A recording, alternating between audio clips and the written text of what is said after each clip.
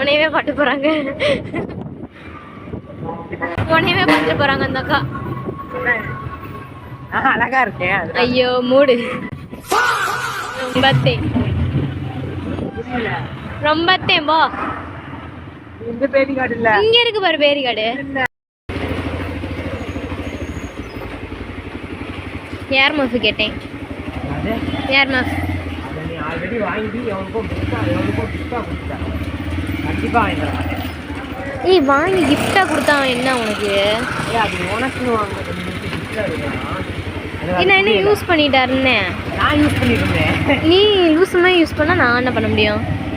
நான் சொன்னேன். ஐயோ போத நிறுத்து, படி தொடச்சுக்கோ போ.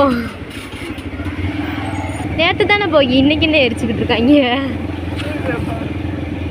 உன்ன மாதிரி மூளை இல்லாத ஆளுகள்லாம் எப்போ வேணா எரிக்கலாம். சரி நீ போ. ரொம்ப நோஸ் கட் பண்ணுற.